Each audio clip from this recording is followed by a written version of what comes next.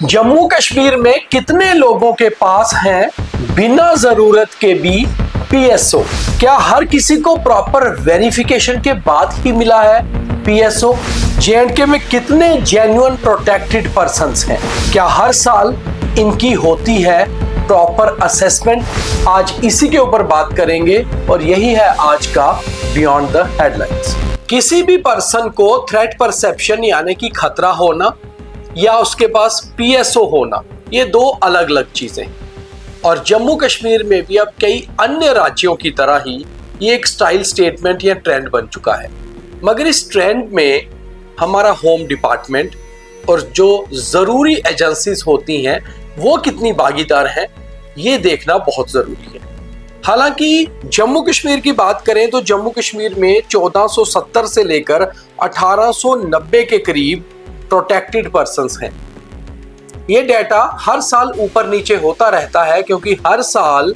गृह विभाग सीआईडी द्वारा एक प्रॉपर वेरिफिकेशन या असेसमेंट करवाता है कि क्या किसी शख्स को थ्रेट परसेप्शन है, ज्यादा हुआ है या पहले से कम हुआ है। उसी के हिसाब से उसकी सिक्योरिटी कम ज्यादा की जाती है। और ये जो मैंने आपको फिगर 1890 की बताई, दरअसल ये फिगर उन लोगों की है जो सरकारी मुलाजिम नहीं है, जो किसी ओहदे पर नहीं है, जो या तो पॉलिटिक्स के साथ जुड़े हुए हैं या समाज सेवा में है या मीडिया के साथ जुड़े हुए हैं या दूसरे किसी ऐसे कामकाज के साथ जुड़े हुए हैं जहां उन्हें कोई थ्रेट परसेप्शन है। और उसके बाद सरकार ये देखती है कि क्या इन्हें सुरक्षा की जरूरत है या नहीं। मगर इसी हिसाब से करीबन 4300 पीएसओ पर्सनल सिक्योरिटी ऑफिसर जो जम्मू कश्मीर पुलिस का सिक्योरिटी विभाग देता है, इस समय इसी काम पर लगे हुए हैं कि इन प्रोटेक्टेड पर्संस की सिक्योरिटी देखनी है, उसके हिसाब से उन्हें दिए गए। अब बड़ी बात यह है कि कितने ऐसे जेन्युइन लोग होंगे जिन्हें वाकई ही में थ्रेट परसेप्शन होगी या वाकई ही में पीएसओ की जरूरत होगी और उनके साथ टाइमली पीएसओ होगा, या फिर कई ऐसे हैं कि जिनकी एप्लीकेशंस अभी भी शायद जम्मू कश्मीर पुलिस के ई सर्विस पोर्टल में ही पड़ी हुई हो या सीआईडी के दफ्तरों में पड़ी हुई हो या सिक्योरिटी विभाग की फाइलों में पड़ी हुई हो, मगर उसका असेसमेंट या वेरिफिकेशन हुआ ही नहीं। और कई ऐसे लोग हैं जो पीएसओ लेकर घूम रहे हैं और वो पीएसओ काम क्या कर रहे हैं, या तो उनके बच्चों को स्कूल से छोड़ रहे हैं, ला रहे हैं, उनके साथ उनके रिश्तेदारों के घरों में जा रहे हैं या फिर उनके लिए बाकी काम कर रहे हैं। मगर क्या सही में जम्मू कश्मीर पुलिस की जो एक सिक्योरिटी विंग है उसका एक जवान इसी के लिए है? और अगर कई सारे ऐसे पीएसओस हैं जो यहां से समझ लीजिए कि इन ड्यूटी से हट जाए तो शायद अगर थानों में या बाकी जगह तबादले हो जाएं तो कई सारे पुलिस स्टेशंस का जो शॉर्ट ऑफ स्टाफ का ग्राफ बहुत लंबे समय से चला आ रहा है वो पूरा हो जाए। हम आपको विस्तार से बताते हैं कि ये सारा माजरा है क्या। दरअसल जम्मू कश्मीर में 1990 के दशक के बाद से जब से आतंकवाद शुरू हुआ, कई सारे प्राइवेट पर्सन्स ने अपनी तरफ से सीआईडी या फिर सिक्योरिटी विभाग को एप्लीकेशंस देना शुरू कर दिया कि उन्हें दरअसल एक पीएसओ चाहिए। इसको लेकर दो तरह का एक प्रोसीजर रहता है। एक तो एक प्रॉपर प्रोसीजर होता है कि आपकी एप्लीकेशन सीआईडी में जाती है, अगर आपको सीआईडी की रिपोर्ट में थ्रेट परसेप्शन पाया जाता है तो वो जिला पुलिस को भी एक एप्लीकेशन उसमें दी जाती है और उसके बाद सिक्योरिटी विंग के पास वो फाइल जाती है और सिक्योरिटी विंग डिसाइड करता है कि आपको एक, दो या उससे अधिक पीएसओस दिए जाने हैं। उसके बाद कई ऐसे लोग भी हैं जो प्रोटेक्टेड पर्सन्स में आते हैं, उन्हें फिर कैटेगराइज में लाया जाता है, यानी कि वाई, एक्स और जेड कैटेगरी की सिक्योरिटी में। Z category home department final करता है, जबकि वाई और एक्स में सिक्योरिटी डिपार्टमेंट या जम्मू कश्मीर पुलिस अपनी तरफ से सिक्योरिटी के साथ साथ गाड़ी भी देती है।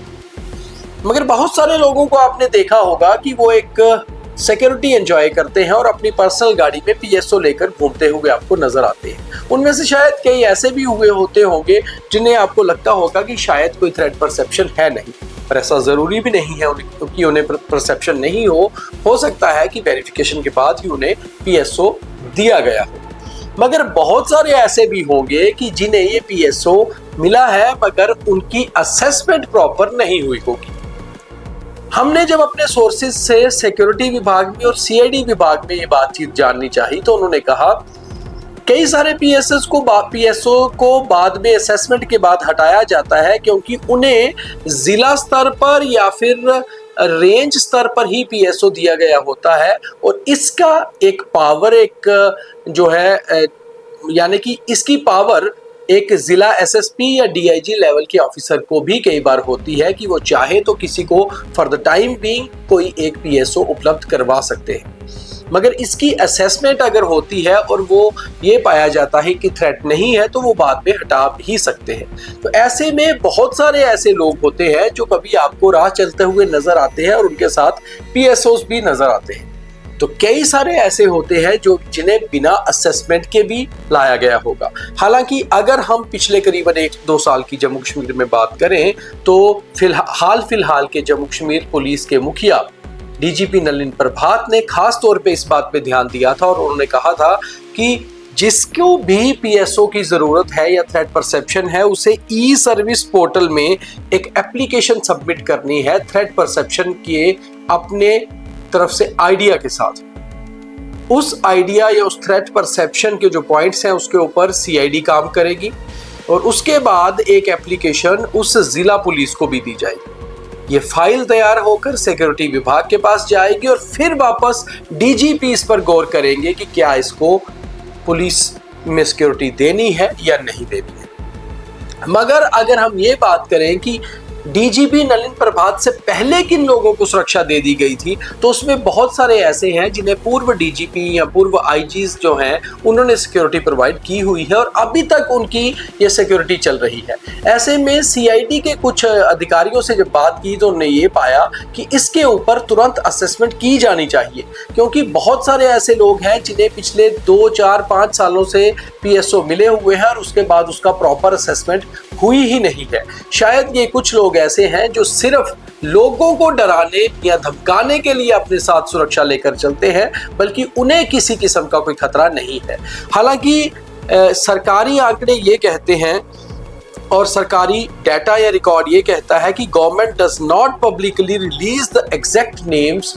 Who are enjoying the security, मगर बड़ी बात यह है कि गवर्नमेंट के पास तो ये सूची रहती है और अब सीआईडी और सुरक्षा डिपार्टमेंट यानी कि सिक्योरिटी विभाग अमरनाथ यात्रा के बाद इसके ऊपर काम करना शुरू करेगा कि बहुत सारे लोग ऐसे हैं कि जिन्हें पीएसओस मिले हैं, किस खाते में मिले हैं, शायद उनकी प्रॉपर फाइल भी तैयार नहीं हुई है और अगर उनकी फाइल तैयार नहीं हुई है तो उनके पीएसओ तुरंत वापस लिए जाएंगे और अगर उनकी फाइल तैयार है तो उसको असेस किया जाएगा कि क्या वाकई ही में कोई असेसमेंट ऐसी है उनकी कि उन्हें ये सिक्योरिटी मिलनी चाहिए या फिर पहले थ्रेट परसेप्शन था अब नहीं रहा मगर सुरक्षा चल रही है। इससे 2 तरह की चीजें हो सकती हैं। एक तो ऐसी कंप्लेन भी आती है कि कुछ लोग अपने स्टाइल स्टेटमेंट के लिए दूसरे पर दबाव डालने के लिए ही सुरक्षा लेकर चलते हैं और खास तौर पे कुछ लोग ऐसे भी हैं जिनकी सिक्योरिटी अगर रिमूव की जाएगी तो यही सिक्योरिटी के लोग बाकी कामों में इस्तेमाल किए जाएंगे और शायद कुछ लोग चौकियों और थानों में तैनात किए जाए जहां पहले से ही शॉर्ट की स्टाफ की कमी चल रही है। वहीं दूसरी ओर अगर ये बात करें कि सरकारी जो मुलाजिम होते हैं, सरकारी अधिकारी होते हैं, उनकी सुरक्षा का मुद्दा, तो ऐसे में भी एक बात सामने आती है कि जैसे Jammu Kashmir administration services, Jammu Kashmir police services हैं, ऐसे में जो लोग ओहदे पर बैठे हुए हैं, जो एसपीज हैं, जो डीवाईएसपीज हैं, उनके साथ पीएसओ होना एक लाजमी बात होती है। मगर कई ऐसे अधिकारी होते हैं जो मान लीजिए कभी एसडीएम है तो उन्हें सिक्योरिटी मिलती है, अगर वो उसके बाद वहाँ से सेक्रेटरीट पे ट्रांसफ़र हो जाते हैं तो फिर उनकी वो सिक्योरिटी रिमूव होती है और ऐसे में अगर किसी अधिकारी के पास भी सिक्योरिटी अधिक तौर पर है या उस प्रॉपर पोस्ट के हिसाब से नहीं है तो वो सिक्योरिटी भी रिमूव की जाएगी। तो इस हिसाब से ये देखना होगा कि वाकई में कितने लोगों के पास एक्स्ट्रा सिक्योरिटी है और खास तौर पे जो प्राइवेट पर्सन्स हैं उसकी वेरिफिकेशन भी ज़रूरी है या नहीं। तो इसके ऊपर कहीं ना कहीं अब सरकार काम करने वाली। बहुत धन्यवाद।